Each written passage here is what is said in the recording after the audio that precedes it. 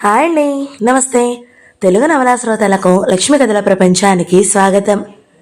ఎద్దనపూడి సులోచనారాణి గారు రచించిన సంసార రథం అనే నవలను ధారావాహికంగా వింటున్నాం కదండి. ఈరోజు ఈ వీడియోలో మనం ఎపిసోడ్ 6 వినేద్దామండి. కిరణ్, ఆగు, వెళ్ళకు. ఈ విషయంలో మీ అంకుల్ నీకేమీ సమాధానం చెప్పలేడు. భానుమతి కూడా లేచింది. చెప్పలేరా? అంకుల్ చాలా నిర్మోహమాటి. ఏ విషయమైనా నిష్పక్షపాతంగా ఖచ్చితంగా చెప్పేస్తారే. చెప్పలేరు కిరణ్, చెప్పలేరు. దేవుడు కూడా ఆయన చేత ఈ విషయంలో ఒక్క మాట కూడా చెప్పించలేరు. ఎందుకనండి? అసలేమైంది? కిరణ్ ఆశగా ఆతృతగా ఆమె చెప్పబోయే మాట కోసం ఎదురు చూస్తున్నాడు. భానుమతి కూర్చుంది. కిరణ్ కూడా కూర్చున్నాడు. నీకు నీకు ఇది చెప్పకూడదనే అనుకున్నాను. కానీ సునీతకు నువ్వు రాసిన ఉత్తరం చూసిన తరువాత నా మనసు రెండు వైపులా రంపపు కోతకు గురయ్యింది. మీ మనసులో బాధ నాకు చెప్పేసేయండి ఆంటీ. మనిద్దరం కలిసి దీనికి పరిష్కార మార్గం చూద్దాం. దీనికి పరిష్కారం అనేదే లేదు. నేను నమ్మనంటీ.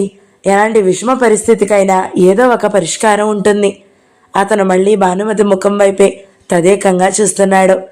భానుమతి కంపిస్తున్న స్వరంతో అంది, నువ్వు సునీతను పెళ్లి చేసుకోవటానడం నీ చెల్లెల్ని పెళ్లి చేసుకోవడమే అవుతుంది కిరణ్. ఛీ! అతను చీత్కారం చేశాడు. భానుమతి కంఠం పెగిలించుకుని వస్తున్నట్టుగా వచ్చినాయి మాటలు. ఇది నీకెంత బాధో నాకు తెలుసు. నువ్వు పడుతున్న బాధకు 1000 రెట్లు 1,00,000 రెట్లు ఎక్కువగా ఏడ్చాను నేను. ఛీ! ఏమిటంటే మీ మాటలు? సునీత నాకు చెల్లెలు ఎలా అవుతుంది? సునీత తండ్రికి మరో స్త్రీతో సంబంధం ఉంటే ఆ స్త్రీ కొడుకు సునీతని పెళ్లి చేసుకుంటానంటే ఆ అబ్బాయికి సునీత ఏమవుతుందో? ఆ చుట్టరికానికి నువ్వేం పేరు పెడతావో చెప్పు. అతని ముఖం వెలవెలబోయింది. ఆంటీ, చిచ్చి, ఎవరు చెప్పారు ఈ మాటలు? ఎవరైనా గిట్టని వారు ఏదైనా అంటే చివట్లు పెట్టి నోరు మూయించాల్సిన మీరు. కిరణ్, ఒక్క నిమిషం కూర్చో ప్లీజ్. నా మాట శాంతం విను. ఇది గిట్టని వాళ్ళు పుట్టించిన అపవాదు ఏమాత్రం కాదు. నేను చెవులారా స్వయంగా విన్నాను, నా కళ్ళతో చూశాను. అది విన్నప్పటి నుంచి నా గుండె బద్దలైపోతుంది కిరణ్. నాకు చావు ఎందుకు రాలేదో తెలియడం లేదు. బహుశా నేను సునీత కోసమే బ్రతికానేమో. దాని పెళ్లి మరో వ్యక్తితో అయ్యే వరకు నా ప్రాణం పోదు. భానుమతి మోకాల మీదకి తలదించి ఏడవసాగింది. ఆ ఏడుపు మెల్లగానే మొదలైన ఒక్కసారి కట్టెలు తెంచుకున్నట్లుగా ఉధృతంగా మారిపోయింది. కిరణ్ చకుతుడైనట్టుగా చూడసాగాడు. అతనికి మతిపోయినట్టుగా ఉంది. భానుమతి చెప్పేది నమ్మలేకపోతున్నాడు. తన తల్లి, అంకుల్, నిజమా? చిచి, అబద్ధం అని మనసు ఆక్రోశిస్తున్నట్లుగా అయ్యింది. నిజం కాకపోతే ఆంటీ ఎందుకింత బాధపడుతుంది? ఈమెకి హఠాత్తుగా అనారోగ్యం చేసి మనిషి నీరసించి కృషించిపోవడానికి కారణం ఇదేనా? అతని మనసు తల్లడిల్లిపోయింది. అయోమయంగా చూడసాగాడు. భానుమతి ఏడుపు చూస్తుంటే అతనికి కూడా ఏడుపు వచ్చినంత పనయింది. ఆంటీ, ప్లీజ్ ఏడవకండి అర్థిస్తున్నట్లుగా అన్నాడు. ఆంటీ, ఆమెని పట్టుకున్నాడు. కిరణ్, భానుమతి ఆ క్షణంలో చిన్నపిల్లల అతన్ని పట్టుకుని ఏడ్చేసింది. ప్లీజ్ అనునయంగా అన్నాడు. నేను ఎంతెంతో ఆలోచించాను, ఎన్నెన్నో కలలు కన్నాను. మీ పెళ్లికి నేనే ప్రోత్సాహపరిచాను, పట్టుదల పట్టాను. కానీ నాకు తెలియలేదు ఈ పెళ్లి వారిద్దరి పథకమని. నేను మూర్ఖురాలినని కనిపెట్టలేకపోయాను. మనం విశాఖపట్నం వెళ్ళినప్పుడు కూడా నాకేం తెలియలేదు. ఎంత నిర్మలంగా ఇల్లు వదిలి వచ్చాను. నిశ్చింతగా అక్కడ మీతో గడిపాను. ఇంట్లో వంట మనిషి లేదు. అయినా నేనేమనుకోలేదు. కానీ ఏమని ఆమెను అనునయించగలడు? ఏ స్త్రీ మాత్రం అది భరించగలదు? ఈ విషయం సునీతకి తెలుసా? అడగలేక అడిగాడు. భానుమతి తెలియదన్నట్టు తల తిప్పింది. చెప్పలేకపోయాను, నా వల్ల కాలేదు. నన్ను అది ఎన్నోసార్లు నిలదీసింది. వేరే పెళ్లి సంబంధాలు చూస్తుంటే చేసుకోనని చెప్పేసింది. కిరణ్ నిట్టూర్చాడు. ఆంటీ, మీరు బాధపడకండి. ఇదేదైనా సరిదిద్దగల అవకాశం ఉందేమో చూడండి. లేదు కిరణ్, నా వల్ల కాదు. నువ్వు నా మీద కోపం తెచ్చుకోకు. నన్ను అర్థం చేసుకో. ఈ పెళ్లి వారిద్దరూ దగ్గర అవడానికి వేసిన ఎత్తు, లోకుల కళ్లలో కారం చల్లడానికి పన్నిన పన్నాగం. నువ్వొక చవటమనుకున్నారు. నన్ను ఆడించవచ్చు అనుకున్నారు. నా కంఠంలో ప్రాణం ఉండగా అలా జరగదు. సునీతకి తల్లిని నేను. నాకు ఊపిరి అది. మీ ఇద్దరి వివాహం కోసం నేను ఎన్నో ప్రయత్నాలు చేశాను. కానీ అది చూడలేని వినలేని పరిస్థితులు వచ్చాయి నాకు. కిరణ్ దీర్ఘంగా నిట్టూర్చాడు. అతని ఆందోళన తగ్గిన మాట నిజమే. ఈ పెళ్లికి ఆటంకం తన మీద ఉన్న అభ్యంతరం ఏదీ కాదు. అది అతనికి మనోధైర్యాన్ని ఇచ్చింది. అయినా అతనికి సంతోషం కలగడం లేదు. అంతకు మించిన బాధ ఇంకోటి ప్రారంభమైంది. అది గుండెల మీద సమ్మెటలా కొట్టినట్లుగా ఉంది. తన తల్లి, అంకుల్, అతను ఇంకా నమ్మలేకపోతున్నాడు. ఇది సాధ్యమా? ఆంటీ పొరబడడం లేదు కదా? అతని మనసు ఇంకా రెపరెపలాడుతూనే ఉంది. భానుమతి కళ్ళ నీళ్లు తుడుచుకుంది. భుజాల మీద షాల్ సర్దుకుంది. కింద పడిన బ్యాగ్ తీసుకుంది. పొద్దుపోయింది, నేను వస్తాను కిరణ్. లేచింది. పదండి ఆంటీ. అతను కూడా లేచాడు. ఇద్దరూ నడుచుకుంటూ గేటు దాటి బయటికి వచ్చారు. కిరణ్ టాక్సీని పిలిచాడు. అది దగ్గరికి వచ్చి ఆగింది. భానుమతి అందులో కూర్చుంది. కిరణ్ టాక్సీ తలుపు వేయబోతుంటే భానుమతి ఒక్క క్షణం ఆపింది. కిరణ్, నిన్ను నేను చాలా బాధ పెట్టాలని తెలుసు, కానీ నాకు ఇంకేం గత్యంతరం తోచలేదు. నువ్వు చిన్నవాడివి, క్షమించమని అడగలేను. భానుమతి కళ్ళల్లో నీళ్లు తిరిగాయి. ఆంటీ, మీరు అలా భావించకండి. మీ బాధలో భాగం పంచుకుంటున్నందుకు నాకు సంతోషంగా ఉంది. టాక్సీ తలుపు వేయబోతూ అతను ఆగాడు.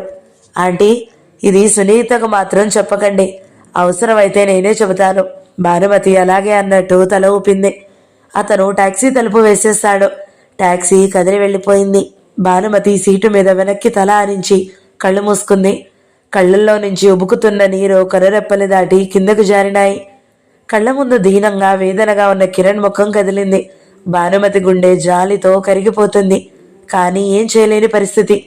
కిరణ్కి మంచి అమ్మాయిని చూసి వేరే పెళ్లి చేస్తాను అనుకుంది. కిరణ్కి చెప్పేయడంతో భానుమతికి మనసు తేలికపడ్డట్టుగా ఉంది. భానుమతి ఎక్కి వెళ్ళిన టాక్సీ కదిలి వెళ్ళిపోయింది. కిరణ్ మనసు మీద పెద్ద భారం పడ్డట్లుగా ఉంది.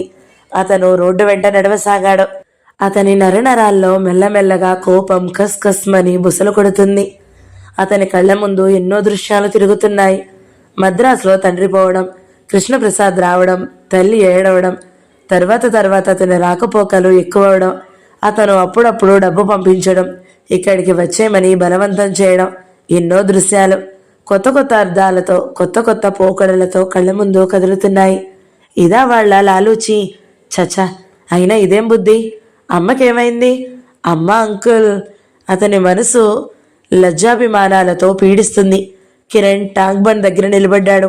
అతని ముందు అంతా చీకటి, నల్లని చీకటి. కిరణ్ తిరిగి చాలా ఆలస్యంగా ఇంటికి వచ్చాడు. ఎక్కడికి వెళ్ళావురా? ఎంతసేపటి నుంచి చూస్తున్నాను నీకోసం అంది సత్యవతి. కిరణ్ మాట్లాడలేదు. అతనికి ఎవరితోనూ మాట్లాడాలని అనిపించడం లేదు. వడ్డిస్తున్నాను, త్వరగా రా భోజనానికి అంది వంటింటి వైపు వెళుతూ. కిరణ్ గదిలోకి వచ్చాడు. బట్టలు మార్చుకోవడానికి వెళ్ళబోతున్న అతను హఠాత్తుగా ఆగిపోయాడు. ఆ గదిలో టేబుల్ మీద యాస్ట్రే నిండా సిగరెట్ పీకలు, బాస్కెట్ నిండా యాపిల్స్ ఉన్నాయి. కృష్ణప్రసాద్ వచ్చినప్పుడల్లా ఏదో ఒకటి తెస్తూ ఉంటాడు. ఆ వంటింట్లో నుంచి సత్యవతి కంఠం సాధింపుగా వినిపిస్తుంది. అమ్మ ఒక్కత్తి ఉంటుంది కదా, త్వరగా ఇంటికి వెళ్దామనే జ్ఞానమే నీకు లేదు. సరాసరి ఆఫీస్ నుంచి ఇంటికి రాకూడదు? కిరణ్ చూపులో తదేకంగా యాస్ట్రే మీద, యాపిల్స్ మీద నిలిచాయి. పొద్దున్ననగా వెళతావు, ఇంటిలో ఎన్నో పనులుంటాయి. ఆడదాన్ని నేనేం చేసుకోగలను? ఆ ఎదురింటి అబ్బాయి చూడు, తల్లిదండ్రుల్ని ఎంత బాగా చూస్తాడో. సత్యవతి విసుక్కుంది. కిరణ్ లుంగి హ్యాంగర్కి ఉన్న షర్టు తీసుకున్నాడు. బట్టలు మార్చుకుని కుర్చీలో కూర్చున్నాడు. అతనికి తల పగిలిపోతుందేమో అన్నంత వేదనగా ఉంది. అక్కడ పార్కులో తను ఆంటీ మాట్లాడుతూ ఉంటే ఇక్కడ వీరిద్దరూ సరాగాలు కాబోలు. అతని కళ్ళ ముందు ఏడుస్తున్న భానుమతి ముఖం కనిపించింది. తల్లిని భానుమతి పక్కపక్కన నిలబెట్టి చూశాడు. తల్లి సన్నగా ఉంటుంది. కట్టు జుట్టు గురించి శ్రద్ధ తీసుకుంటుంది. అందం విషయం వస్తే తల్లి కంటే ఆంటీయే బాగుంటుంది. మరి అంకుల్కి ఇదేం బుద్ధి? కిరణ్కి కోపం ఉప్పెనెలా వస్తుంది. చిచి, వీళ్ళ అసలు మనుషులేనా? సత్యవతి చేతులు తుడుచుకుంటూ ఆ గదిలోకి వచ్చింది. అన్నం పెట్టాను, లేచరా. ఇంకా అలా కూర్చుంటావేం? నాకు ఆకలి లేదు. ఆకలి లేదా? ఎందుకని? నీ ఏ హోటల్కి వెళ్ళావు? ఆ వెధవ తిళ్ళు తిని భోజనం చేయకపోతే ఆరోగ్యం పాడైపోదు. కిరణ్ మాట్లాడలేదు. కొద్దిగా అయినా తిను, ఆకలి లేదని చెప్పానుగా. అతని కంఠంలో విసురు చూసి సత్యవతి తగ్గింది. కిరణ్ ముఖం చూసి ఇక సాధింపు మానేసి లోపలికి వెళ్ళి గ్లాస్తో పాలు, ప్లేట్లో యాపిల్ ముక్కలు పట్టుకుని వచ్చి అతని ముందు పెట్టింది. కిరణ్ ప్లేట్లో యాపిల్ ముక్కల వైపు చూశాడు. యాపిల్స్ ఎక్కడివి? అంకుల్ పంపారు. ఆయన రాలేదా? ఓహో, డ్రైవర్ చేత పంపారు. కిరణ్కి మండిపోయింది. ఎందుకు అబద్ధాలు? ఎవరిని మోసం చేయాలని? అలా ఉన్నావేం? ఆఫీసులో ఏదైనా గొడవ జరిగిందా? సత్యవతి కొడుకు ముఖం చూసి అనుమానంగా అడిగింది. ఏం కాలేదు. అవి తిను, పాలు చల్లారక ముందే తాగేయి. సత్యవతి కిరణ్ పక్కా సర్దుతూ అంది. కిరణ్ యాపిల్ ముక్కలు ఉన్న ప్లేట్ని విసురుగా ఒక్క తోపు తోశాడు. సత్యవతి ఉలిక్కి పడినట్లుగా తిరిగి చూసింది. కిరణ్ కోపంతో ఉక్కిరి బిక్కిరి అవుతున్నట్లుగా అన్నాడు. ఇక నుంచి అంకుల్ ఏమైనా పంపిస్తే తీసుకోకు, మనం కొనుక్కోగలమని చెప్పు. సత్యవతి విచిత్రంగా చూస్తుంది. మనం వాళ్ళ ఇంటికి వెళ్ళొద్దు, వాళ్ళు మన ఇంటికి రానవసరం లేదు. ఆయన ఇక్కడికి వస్తే మాత్రం నేను ఊరుకోను. కిరణ్ ఆస్ట్రేలో సిగరెట్ పీకలో మసి కిటికీలో నుంచి బయటకు దులిపేశాడు. అతనికి చాలా సిగ్గుగా ఉంది, అవమానంగా ఉంది. సత్యవతి నిర్ఘాంతపోయినట్లు చూసింది. నేను ఆ ఉద్యోగం మానేస్తున్నారు. మనం మద్రాసు వెళ్ళిపోదాం. నీకేమైనా మతిపోయిందా? అవును, మతిపోయింది. నన్ను ఇంకేమీ మాట్లాడించుకో. మతిపోయిన వాడి ప్రేలాపన వింటావు. అతను తల పట్టుకుని కూర్చున్నాడు. సత్యవతి చాలాసేపు ఏమీ మాట్లాడలేదు. తరువాత మెల్లని స్వరంతో అడిగింది. కిరణ్, అసలేమైందో చెప్పు. ఏం కాలేదు. ఎందుకలా ఉన్నావు? నాకు ఒంట్లో బాగాలేదు. డాక్టర్ దగ్గరికి వెళదామా? అవసరం లేదు. కొద్దిసేపు మౌనంగా ఉన్న తర్వాత మళ్ళీ అడిగింది. కాసిని పాలైనా తాగు. అవసరం లేదు. సత్యవతి ఇంకేం మాట్లాడలేదు. అక్కడి నుంచి వెళ్ళిపోయింది. మర్నాడు కిరణ్ అన్న మాట అక్షరాల జరిపినట్టే చేశాడు. లేచి మెదలకుండా కూర్చున్నాడు. ఆఫీస్కి వెళ్ళలేదు. ఆఫీస్కి వెళ్ళవా? అంది సత్యవతి. వెళ్ళనని రాత్రే చెప్పాను అన్నాడు. నీ మొండితనం ఏమిటో నాకు అర్థం కావడం లేదు అంటూ విసుక్కుంది. కిరణ్ మౌనంగా ఉండిపోయాడు. అంకుల్కి ఫోన్ చేయనా అంది. ఆయన మాట నా దగ్గర ఎత్తామంటే ఊరుకోను కస్సుమన్నాడు. భోజనాలు అయిన తర్వాత సత్యవతి పూలు కొనాలని బజారుకు వెళ్ళింది. కిరణ్ ఇంట్లో ఒంటరిగా ఉన్నాడు. జై వచ్చింది. కిరణ్ని చూసి ఆశ్చర్యపోయింది. అరే, నువ్వు ఇంట్లోనే ఉన్నావా అంది. కిరణ్ జయ ఆశ్చర్యం గమనించే స్థితిలో లేడు. కూర్చున్నవాడల్లా గబాల లేచి జైకి ఎదురొచ్చాడు. జై చేతిలో ఉన్న జోలీని అందుకుని ఎత్తుకుంటూ సునీత కూడా వచ్చిందా అన్నాడు. రాలేదు అంది జయ. మీ ఇంటి దగ్గరుందా ఆతురతగా అడిగాడు. ఓహో, ఉదయం మా ఇంటికి వచ్చింది. ఒక సహాయం చేసి పెట్టాలి జయ అంది. ఏమిటే అన్నాను. ఈ జూలీని కిరణ్ ఇంట్లో వదిలేసి రావాలి అంది. సరేనన్నాను.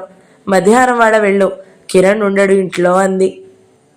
కిరణ్ ముఖం ఈ మాటలు వినగానే వెలవెలబోయింది. కానీ అతను నిగ్రహించుకుంటున్నట్లుగా జూలీని తల మీద చేయి వేసి జుట్టు సరిచేయసాగాడు.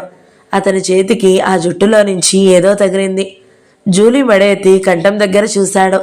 జూలీ మెడలో సన్నతి దారానికి చిన్న కాగితం ముక్క ఉంది. కిరణ్ దాన్ని లాగి తీసి చూశాడు. కిరణ్, నా గురించి మర్చిపో, గుడ్ బై అని సునీత దస్తూరిలో ఉంది. ఆ వాక్యాలు చూడగానే అతని గుండెలు నులిమినంత బాధగా అనిపించింది. కూర్చో జయ అన్నాడు నవ్వు తెచ్చిపెట్టుకుంటూ. మీ అమ్మ లేరా ఇంట్లో? లేదు, బజార్కి వెళ్ళింది, ఇప్పుడే వస్తుంది. కూర్చో. నీకు చెగోడీలు ఇష్టం కదూ, మా అమ్మ చేసింది ఉండి తెస్తాను. జూలీని పదిలంగా ఎత్తుకునే వంటింట్లోకి వెళ్ళి ప్లేట్లో కొన్ని పెట్టి తెచ్చి ఇచ్చాడు. జూలీ, నీకు పాలు తాగిస్తాను డియర్ అంటూ దాన్ని ఎత్తుకుని వెళ్ళాడు. జూలీని డైనింగ్ టేబుల్ మీద కూర్చోబెట్టి ప్లేట్లో పాలు పోసి దాని ముందు పెట్టాడు. అది పాలు తాగుతుండగా చిన్న చీటీ మీద గబగబా, సునీ, నన్ను నువ్వు మర్చిపోయినా నేను నిన్ను మర్చిపోలేదు. పెళ్లికైతే పెద్దవాళ్ళ సమ్మతి కావాలి, స్నేహానికి అవసరం లేదుగా. మనిద్దరం ఎప్పటికీ స్నేహితులమే. స్నేహం అంటే ఒకరి బాధ ఒకరు అర్థం చేసుకోవడం అని రాశాడు. కిరణ్ మంచినీళ్ళు కావాలి అని జయ కేక పెట్టింది. వస్తున్నా గబాల లేచాడు. ఆ రాసిన చిన్న కాగితం మడిచి మళ్ళీ జూలీ మెడలో కట్టాడు. దాని జూలు సర్దాడు. జయ అక్కడికి వచ్చింది. జూలీ మూతి రాక్కుంటుంది. ఆహా, అదృష్టం నీదేనే జూలీ అంది. జయ, ఒక్క చిన్న సాయం చేసి పెట్టాలి. ఏమిటి? ఈ జూలీని తీసుకువెళ్ళి సునీతకిచ్చేయి. ఇది మరీ బాగుంది. సునీత నీకు పంపిస్తే నువ్వు మళ్ళీ తనకు పంపిస్తున్నావా? సునీతకి నా మీద కోపం వచ్చింది. అయినా జూలీ నా దగ్గర ఉండదు. నేను ఈ మాట దానికి అక్కడే చెప్పాను. నేను కూడా చెప్పానని చెప్పు. కోపం వస్తే ఆ కోపం నా మీద ఇంకో రకంగానైనా చూపించమను. కానీ జూలీని బాధ పెట్టొద్దను. పాపం నోరు లేనిది అదేం చేసింది? దీనికి నోరు లేదా? ఇప్పుడేగా అన్ని పాలు తాగింది అంటూ జయ నవ్వుతూ దాని తోక పుచ్చుకుని లాగింది. అది గై గైమని ఒరిగింది. కిరణ్ చిటికెలు వేసి సముదాయించాడు. నోరు లేదట. జయ నవ్వింది. ఏమిటో బాబు, మీ మోగ సంభాషణ నాకు అర్థం కావడం లేదు. నిజంగా నీ మీద కోపం వస్తే మెదలకుండా ఊరుకోవాలి. మళ్ళీ నీ గురించి అన్ని ఆరాలెందుకు సునీతకి అంది జయ. ఏమన్నది? కిరణ్ ఎలా ఉన్నాడు? హుషారుగా ఉన్నాడా? చిక్కిపోయాడా? నా గురించి ఏమేమి అడిగాడు అంటూ 1,00,000 ప్రశ్నలు అడిగి నా ప్రాణం తీస్తుంది. కిరణ్ పెదవుల మీదకి జీవం లేని చిరునవ్వు వచ్చింది. ఇదిగో మళ్ళీ తీసుకుని వెళ్ళమని సునీత హఠం చేస్తే ఈసారి మీ వాకిట్లో దీన్ని కట్టేసిపోతాను సుమా, జయ హెచ్చరించి వెళ్ళింది. కిరణ్ తల ఊపాడు. అతను జయను పంపి వెనక్కి తిరిగి వచ్చాడు. సునీత రాసిన అక్షరాలని మళ్ళీ చదువుకోసాగాడు. అతనికి హఠాత్తుగా అనిపించసాగింది, ఈ పెద్దవాళ్ళెవరో లేని దూర ప్రదేశానికి తామిద్దరు వెళ్ళిపోతే తను ధైర్యం చేయగలడు. కానీ సునీత ఒప్పుకుంటుందా? బాను, ఏమిటమ్మా ఇది? సునీతకి కిరణ్కి పెళ్ళనుకున్నారుగా, ఇప్పుడు మళ్ళీ ఇంకో సంబంధం చూడమంటావేమిటి? అసలేమైంది అన్నారు గోవర్ధనం గారు. ఏం కాలేదండి, ఆ సంబంధం జరగదు అంతే. మనం ఎన్నెన్నో అనుకుంటాం పెళ్ళిళ్ళ విషయంలో. మీకు తెలియదేముంది చెప్పండి. పీటల వరకు వచ్చిన పెళ్ళిళ్ళు కూడా ఆగిపోతూ ఉంటాయి. అది నిజమేననుకో, కానీ ఏదైనా బలమైన కారణం ఉండాలి కదా. కారణం ఏదైతే ఏంలేండి, మీరు ఆ కాకినాడ మెడిసిన్ కుర్రాడిది కదిపి చూడండి. అడగడానికి నాకేం అభ్యంతరం లేదమ్మా. కానీ కిరణ్తో నిశ్చయమైన పెళ్ళి ఎందుకు కాలేదంటే నేనేం జవాబు చెప్పాలి అని? ఏదైనా చెప్పండి, మీరు పెద్దవారు, అనుభవజ్ఞులు, మీకు ఆలోచన నేను చెప్పాలా? ఏం చెప్పడమా అని నేను చెప్పబోయే మాట సరిగ్గా అతికినట్టు ఉండాలి కానీ అబద్ధం చెప్పినట్టు ఉండకూడదు కదా. భానుమతి క్షణంసేపు ఆలోచించింది. తరువాత అంది, సునీత మనసు తెలుసుకోకుండా మేము ఈ పెళ్ళి నిశ్చయం చేశామని సునీత ఎదురు తిరిగిందని చెప్పండి. సరే చూస్తాను. ఈ విషయంలో కృష్ణుడి అభిప్రాయం ఏమిటి అన్నారాయన సందేహంగా చూస్తూ. మా అభిప్రాయమే ఆయన అభిప్రాయం కూడా, తేడా ఏమీ లేదు అంది భానుమతి. సరే వస్తాను అంటూ లేచారాయన. రేపే ఆ కాకినాడ ఆయన దగ్గరికి వెళ్ళండి. భానుమతి ఆయన వెంట గుమ్మం వరకు వస్తూ అంది. అలాగే అలాగే, కుర్రాడు చూడడానికి బాగానే ఉంటాడు. నేను మాట్లాడకముందే కృష్ణుడు ఒకసారి ఆ అబ్బాయిని చూస్తే ఆయనకి ఎక్కడ తీరుకుంటుందిరండి. ఒక వ్యాపకం అయితేగా మీ ఇంటికి పంపించగలిగితే నేను చూస్తాను. ఇందులో తప్పేమీ లేదురండి. ఈ రోజుల్లో మగవాళ్ళకి తీరుబడి ఉండదు. ఆడవాళ్లే ఇలాంటి బాధ్యతలన్నీ చూసుకోవాలి. ఆయనకు చెబితే ఇదిగో అదుగో అంటూ కనీసం నెల అయినా చేస్తారు. ఆ అబ్బాయిని గురించి మీరు ఎంక్వైరీ చేయండి. మనకి ఆస్తుపాస్తులు వద్దు, పిల్లవాడు బుద్ధిమంతుడైతే చాలు. ఒకసారి కృష్ణుడితో కూడా మాట్లాడితే ఆయన నెసిగాడు. నేను చెప్పాను కదండి, ఆయన మాట కిందనే లెక్క. సరే నువ్వు ఇంతగా చెబుతున్నావు కదా, అలాగే ఎంక్వైరీ చేస్తాను అని వెళ్ళారాయన. భానుమతికి అప్పటికే నుదుట కూడా చిరుచెమటలు పట్టాయి. కొంగుతో తుడుచుకుంటూ గోవర్ధనం గారిని పంపి లోపలికి తిరిగి వచ్చింది. భానుమతి లోపలికి తిరిగి వచ్చేసరికి పడక గది గుమ్మంలో కృష్ణప్రసాద్ నిలబడి ఉన్నాడు. అతను భానుమతిని విచిత్రంగా తీక్షణంగా పరిశీలిస్తున్నాడు. భానుమతి కూడా అతన్ని చూసింది, కానీ రవ్వంతు కూడా తొట్టుపడలేదు. కళ్ళల్లో కోపం లాంటిది చస్మన్నట్టు కనిపించింది. అతన్ని గమనించనట్టే లోపలికి వెళ్ళబోయింది. కృష్ణప్రసాద్ భార్య లోపలికి వెళ్లకుండా గుమ్మానికి చెయ్యడ్డం పెట్టాడు. అతను భార్యని మరింత పరిశీలనగా చూశాడు. ఇన్ని అబద్ధాలు ఆడడం ఎప్పుడు నేర్చుకున్నావు అన్నాడు. అతని కంఠంలో అదిమి పట్టిన ఆగ్రహం కనిపిస్తుంది. భానుమతి తలెత్తి అతని వైపే చూసింది. ఆ కళ్ళల్లో రోషాభిమానాలు కుతకుతలాడుతున్నాయి. ప్రపంచంలో అబద్ధాలాడని పెద్ద మనుషులెవ్వరూ లేరు. అందరికీ ఆ విద్య వచ్చు. జవాబు అతని సహనాన్ని చీల్చేటంతా పదునుగా ఉంది. నోర్ముయ్, ఇంకే విషయంలోనైనా నీ ఇష్టం వచ్చినట్టు చెయ్యి, నేను కాదనను. కానీ సునీత పెళ్లి విషయంలో మాత్రం మీ పెత్తనం నేను సహించను. సునీత పెళ్లి నా ఇష్ట ప్రకారం జరుగుతుంది. ఈ విషయం మొన్ననే ఖచ్చితంగా చెప్పాను నేను. బుద్ధి లేకుండా మాట్లాడుకో. ఇప్పుడు హఠాత్తుగా ఇంకో సంబంధం చూస్తే అంతా ఏమనుకుంటారు? ఎవరో ఏదో అనుకుంటారని నా కంఠానికి నేను ఉరిపోసుకోలేను. నీకు అసలు మతిపోయినట్టుంది. నిజమే, అదే నిజమని అనుకోండి. సునీత పెళ్లి అయిన తర్వాత నన్ను ఏ హాస్పిటల్లోనో చేర్చండి. అప్పుడు మీకు హాయిగా ఉంటుంది. భానుమతి కళ్ళల్లో గిర్రున నీళ్లు తిరిగాయి. చప్పున ముఖం తిప్పుకుంది. నీకు అసలు నిజంగానే పిచ్చి పట్టింది, లేకపోతే ఏమిటిదంతా? నేను ఇంట్లో ఉండగానే గోవర్ధనం గారితో లేనని చెప్పావు. నేను చెప్పకుండానే ఆయనతో సునీతకి వేరే సంబంధం చూడమని చెబుతున్నావు. భాను, ఏమిటిదంతా? ఎందుకు ఇలా చేస్తున్నావు? నీకు నా మీద ఏదైనా కోపం ఉంటే అది నా మీదనే చూపించు. సునీతని ఎందుకు బాధ పెడతావు? అది నువ్వు చూసినంత మాత్రాన వేరే సంబంధం ఒప్పుకుంటుందనుకుంటున్నావా? చూడు, ఒకసారి దాని ముఖం చూడు ఎలా ఉందో. కృష్ణప్రసాద్ భానుమతి రెక్కబట్టి గబగబా పడక గదిలోకి లాక్కెళ్ళాడు. అక్కడ టేబుల్ దగ్గర చేతుల్లోకి తలదించుకుని కూర్చుని ఉన్న సునీత అడుగుల చప్పుడు వినగానే తల పైకెత్తి చూసింది. ఆ కళ్ళల్లో చాలాసేపటి నుంచి ఏడుస్తున్నట్లుగా వాచి ఉన్నాయి. కృష్ణప్రసాద్ ఆగ్రహంతో ఉక్కిరి బిక్కిరి అవుతున్నట్లుగా అన్నాడు. చూడు, ఈ సునీత మన సునీతేనా? ఎంత నవ్వుతూ తుళ్ళుతూ ఉండేది, ఎలా అయిపోయిందో. నువ్వు అసలు తల్లివేనా? నీకు కళ్ళున్నాయా? భానుమతి మాట్లాడలేదు. కూతురి వైపే చూస్తుంది. దీనంగా ఉన్న సునీత ముఖం చూడగానే భానుమతి కళ్ళల్లోకి దుఃఖపు కెరటం చివ్వున లేచి వచ్చింది. సునీ, నీకు నీకు నా మీద కోపంగా ఉందా? అంది. సునీత లేదన్నట్టు తలూపింది. నిజం చెప్పు సునీ, నేను బ్రతుకున్నదే నీకోసం. నువ్వు కూడా నేను అడ్డం అనుకుంటే, నిన్ను బాధ పెడుతున్నానని అనుకుంటే. మమ్మీ ప్లీజ్ అలా అనుకు. నువ్వేది చేసినా నా మంచి కోసమే చేస్తున్నావు అనుకుంటాను. హీనస్వరంతో అంది సునీత. నేను నిన్ను చాలా బాధ పెడుతున్నానని నాకు తెలుసు. ఇది నాకు సంతోషంగా ఉందని అనుకుంటున్నావా? దీనికంతటికీ కారణం మీ నాన్న.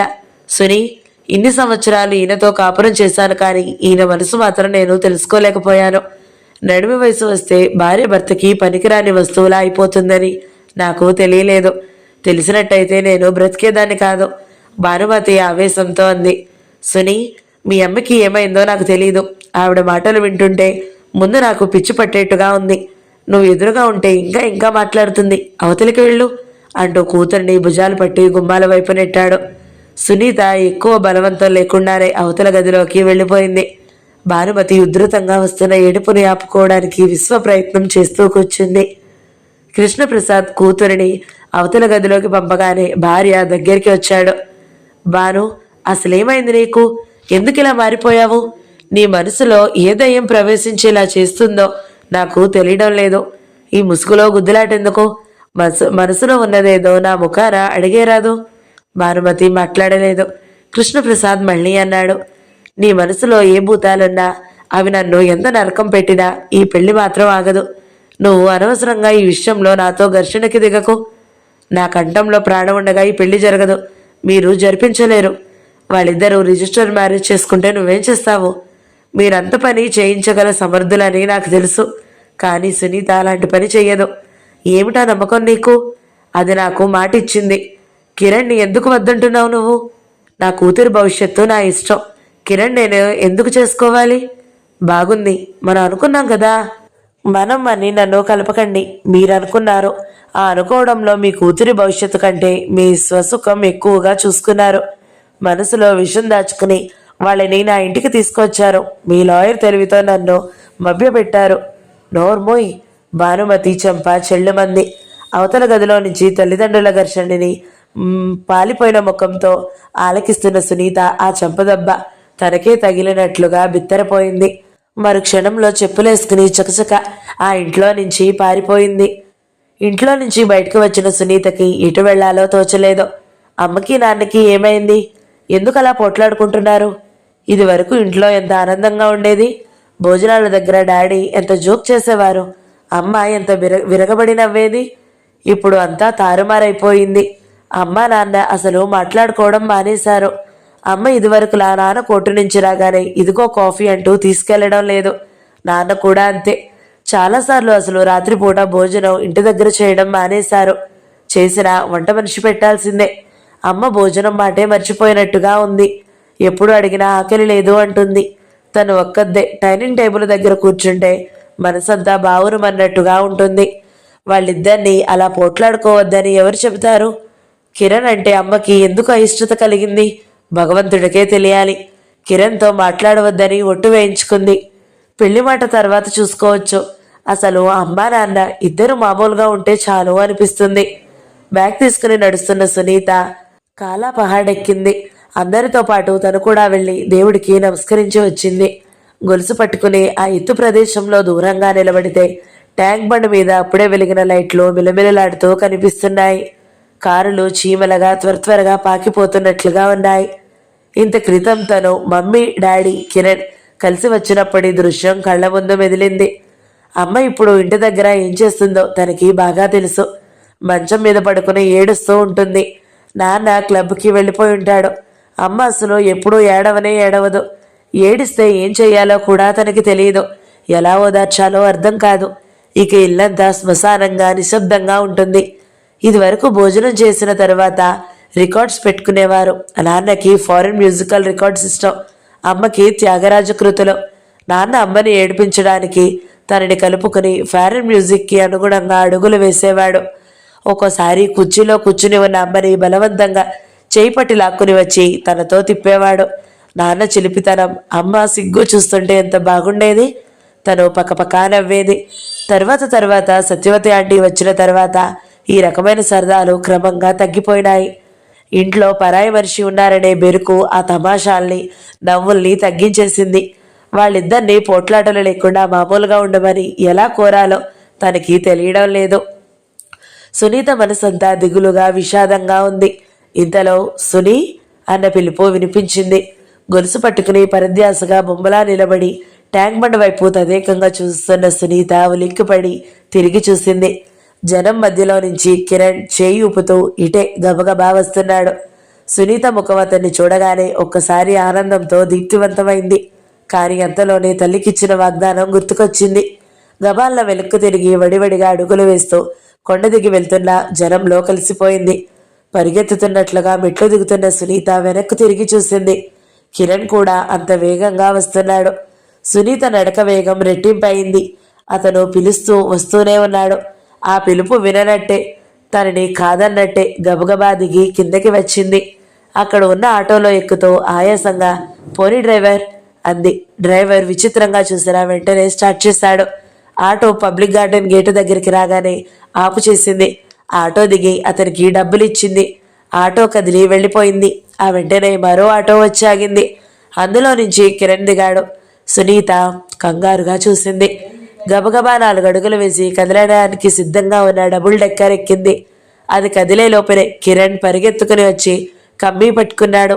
అతను కాస్తలో పట్టు తప్పి కింద పడేవాడే. అక్కడే నిలబడి ఉన్న ఒక బట్టతల ఆయన చెయ్యందించాడు. అతను ఆ చెయ్యి పట్టుకుని లోపలికి ఎక్కి థ్యాంక్ యూ అన్నాడు. సునీత అప్పటికే వెళ్ళి సీట్లో కూర్చుంది. సునీత పక్కనే మరో సీటు ఖాళీగా ఉంది. కిరణ్ వచ్చి అక్కడ కూర్చున్నాడు. సునీత అతన్ని గమనించినట్టే బయటకు చూస్తుంది. కిరణ్ కూడా ఏమీ మాట్లాడలేదు. క్షణం సేపు గడిచింది. కిరణ్ చెయ్యి మెల్లగా జరిగి సునీత చేతి మీద ఆనింది. ఆ చెయ్యి, ఆ స్పర్శ ఇష్టపడినట్టే లొంగినట్టే ఒక నిమిషం అతని చేతిలో ఇమిడిపోయింది. మరో నిమిషంలో ఏదో గుర్తుకు వచ్చినట్టుగా గబాల తప్పించుకోబోయింది. కానీ కిరణ్ చెయ్యి దాన్ని వదల్లేదు. గుప్పిటలో బంధించి నలిపేస్తూ నొక్కిపెట్టాడు. టికెట్ కలెక్టర్ వచ్చాడు. కిరణ్ ఎడమ చేత్తో ప్యాంట్ జేబులో నుంచి డబ్బు తీసి ఇచ్చి ట్యాంక్ బండ్ 2 ప్లీజ్ అన్నాడు. నేను ఇస్తాను. సునీత బ్యాగ్ తెరవడానికి చెయ్యి వదిలించుకోబోయింది. కానీ కిరణ్ చెయ్యి సునీత చేతిని వదల్లేదు. సంసార రథం ఎపిసోడ్ 6 సమాప్తం. ఈ వీడియో మీకు నచ్చినట్లయితే లైక్ చేయండి, షేర్ చేయండి, మంచి కామెంట్ పెట్టండి. ఎవరైనా మొదటిసారి మన ఛానల్ని చూస్తున్నట్లయితే సబ్స్క్రైబ్ చేసుకోండి. Thank you so much for watching. నమస్తే.